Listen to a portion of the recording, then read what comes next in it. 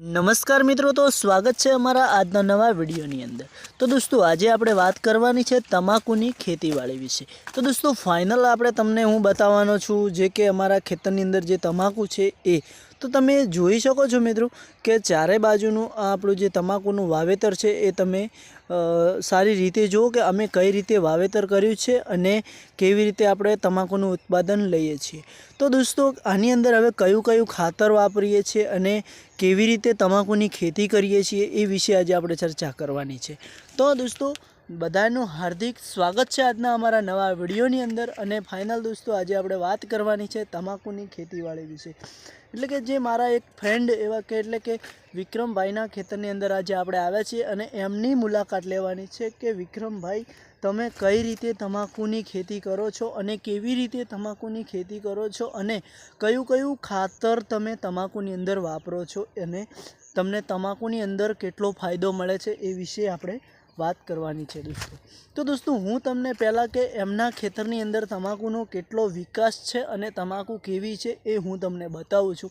તો દોસ્તો મારી સાથે બન્યા રહો અને તમે તમાકુને પહેલાં જોઈ લો। તો દોસ્તો ફાઇનલ તમે જુઓ કે આ જે છોડ છે તમાકુનો તમે હરેક છોડ જોઈ શકો છો કે તમાકુની અંદર વિકાસ પણ બહુ સારો છે અને તમાકુ એકદમ ठंडी વધારે અત્યારે પડી રહી છે એના કારણથી તમાકુ બહુ સારો વિકાસ કરી રહી છે। જુઓ કે એના જે પત્તા જોવા મળી રહ્યા છે એકદમ કડક અને મોટા મોટા છે।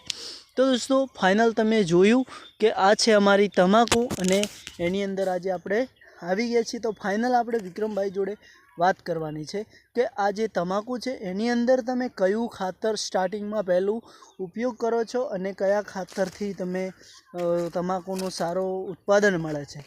તો મિત્રો કે પહેલાં તો અમે જે ખાતરનો આપણે ઉપયોગ કરીએ છીએ એ હું તમને જણાવું છું અને પછી ફાઇનલ આપણે વાત કરવાની છે વિક્રમભાઈ જોડે। તો કે મિત્રો આપણે જ્યારે અમે જ્યારે ખેતી કરીએ છીએ તમાકુનું વાવેતર કરીએ છીએ ત્યારે દોસ્તો અમે જે તમાકુની અંદર પહેલાં તો કે યુરિયા અને ડીએપી જે ખાતર આવે છે એ મિક્સ કરી અને તમાકુના જે ચારા બાંધવાના હોય છે એટલે કે જે ઓળા પાડવાના હોય છે એની અંદર આપણે પૂંખી દઈએ છીએ અને પછી ઓળા પાડી અને એની અંદર તમાકુનો જે ધરું આવે છે એ આપણે રોપણ કરીએ છીએ। તો એનું આવી રીતે વિકાસ થતો હોય છે તમે જોઈ શકો છો। તે આજે એવી રીતે જ ખેતી કરેલી છે દોસ્તો તમે જે જોઈ રહ્યા છો। અને દોસ્તો કે બીજી વાત એ છે કે આ જે વિક્રમભાઈની તમાકુ છે એની અંદર તમે જુઓ કે કેટલા મોટા પાળિયા બાંધેલા છે। તો કે જે 1 2 3 4 અને આ 5 અને આ 6 ઓળાનો ક્યારો બનાવ્યો છે દોસ્તો। તો આવી રીતે વિક્રમભાઈ ખેતી કરે છે અને જે અમે ખેતી કરીએ છીએ એ પણ અમે તમને જણાવી દીધી છે। તો મિત્રો વિક્રમભાઈનું કહેવું એવું છે શું કેવું બને છે એમનું કહેવું શું થાય છે એ વિશે આજે આપણે આગળ ચર્ચા કરીશું, એમની સાથે માહિતી લઈશું। તો ચાલો મિત્રો આપણી સાથે બન્યા રહો। આપણે હવે વિક્રમભાઈને મુલાકાત લેવાની છે અને એ કઈ રીતે કયું કયું ખાતર તમાકુની અંદર ઉપયોગ કરે છે એ વિશે આજે આપણે આગળ ચર્ચા કરવાની છે।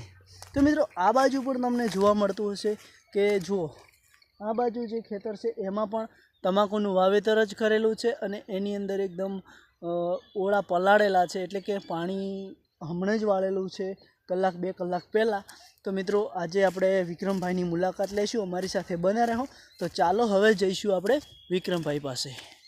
તો જો કે જે સામે તમને ઘર જોવા મળી રહ્યું છે ત્યાં વિક્રમભાઈ છે અને આપણે એમના ખેતરમાં સ્પેશિયલ એક વિડીયો ખેતીવાડીનો બનાવવા માટે આવ્યા હતા। તો એ વિડીયો આપણે બનાવી લીધો છે અને આપણે ફાઇનલ હવે નીકળ્યા છીએ વિક્રમભાઈના મુલાકાતે। તો ચાલો મિત્રો અમારી સાથે બન્યા રહેજો।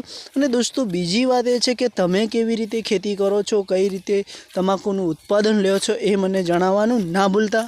અમે સહી રીતે અને સારી રીતે અમે ઉત્પાદન ખેતીનું કરતા હોઈએ છીએ, તમાકુની અંદર વાવેતર સારું ખાતર સારું ઉપયોગ કરતા હોય તો તમે અમને જણાવજો કે આ તકલીફ તમારા અંદર છે મિત્રો।